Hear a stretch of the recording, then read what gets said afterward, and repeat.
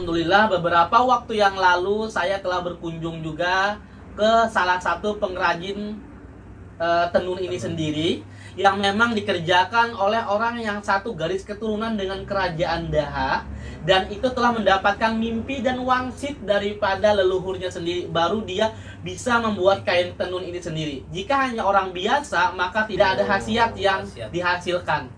Jadi orang tersebut sudah mendapatkan mimpi dan wangsitnya itu sendiri, dan yang pasti dia satu garis keturunan dengan kerajaan Daha atau para perempuan-perempuan penenun pada saat itu sendiri. Karena pada dulu tidak ada kain, yang ada hanya sehelai benang dan benang, maka ditenunlah. Nah, inilah hasil daripada, konon katanya inilah yang diminta. Dan ini adalah motif wadi waringinnya yang sebelah sini, ini motif wadi waringin. Dan ini adalah motif tapis sari gading yang sampai saat ini masih digunakan untuk media pengobatan. Dan penyakitnya itu non medis ya pastinya. Diperiksa tidak ada penyakitnya. Namun setelah mereka menggunakan ini sendiri, kain ini, wallahu alam, penyakitnya alhamdulillah sembuh seperti itu. Dan ini antara motif laki-laki dan perempuan juga berbeda. Dia ada pemisahnya juga. Yang pasti yang ini adalah namanya kain paminta. Jadi sesuai permintaan, maksudnya seperti itu, makanya disebut kain paminta. Jadi sesuai permintaan daripada yang kena penyakit. Karena otomatis yang meminta ini bukan dia, tapi si bahasanya tuh makhluk gaibnya itu. Nah seperti itulah, leluhurnya lah yang meminta kepada yang saat ini menjadi turunannya seperti itu. Dan sebelum penggunaan ya seperti biasa pada umumnya, dia dilakukan proses rabun atau pengasapan dari dupa, menyan dan sebagainya, baru bisa digunakan kain ini sendiri. Dan saya juga salah satu daripada pengguna kain ini. Sampai saat ini biasanya turunan, kalau saya lagi kecil masih menggunakan. Dan ini memang kain pribadi saya. Ini kain tapis sari gadingnya untuk orang dewasa, makanya ukuran lebih besar. Kalau yang seperti ini kecil, ini untuk anak-anak. Apabila yang mengidap, yang sakitnya anak-anak, maka gunakan kain yang kecil. Jika yang dewasa, otomatis dia ukuran juga lebih besar. Seperti itu. Setelah tahun 1900-an, baru dideklarasikan oleh pemerintah Kota Banjarmasin sebagai pengampu daripada Provinsi Kalimantan Selatan, ibu kotanya.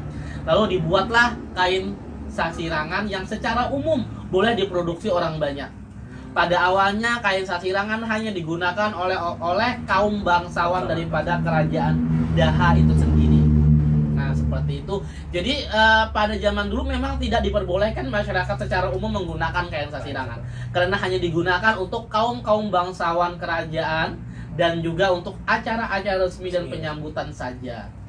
Seperti itu kurang lebih sejarah daripada sasirangan itu sendiri. Sekarang sudah banyak yang di tanah laut, khususnya di Kabupaten Laut ini, apa sudah banyak yang memproduksi atau mengolah kain sasirangan ini? Ya, alhamdulillah kalau untuk di Kabupaten Tanah Laut ada sekitar 30-an lebih pengrajin sasirangan untuk satu kabupaten saja. Dan otomatis setiap kabupaten itu memiliki ciri khas tersendiri. Tanpa menghilangkan unsur daripada kearifan lokal daripada sasirangan itu sendiri. Ada motif baku yang memang selalu diikutkan tanpa harus menghilangkan motif itu, tapi boleh menambahkan motif-motif yang lain. Seperti kita kenal sekarang, sasirangan itu terbagi atas beberapa golongan. Ya, alhamdulillah tentunya untuk Kabupaten Tanah Laut sendiri sudah memiliki ciri khas tersendiri daripada sasirangannya sendiri. Pertama terus terlandaskan daripada motif. Setiap daerah memiliki motif sebagai identitas mereka masing-masing. Kalau Tanah Laut kita memiliki motif kijang, anggrek, dan jagung. Seperti itu. Kita punya 3 motif yang menjadi ciri khas Kabupaten Tanah Laut itu sendiri. Jadi itu memang ciri khas motif yang dimiliki Tanah Laut itu. Tanah Laut. Jagung, anggrek, sama kijang. Ya. Kijang mas itu ada cerita sendiri. Saya menyadari bahwa 1 mulut dan 2 tangan dan 2 kaki saya belum cukup untuk merubah Indonesia.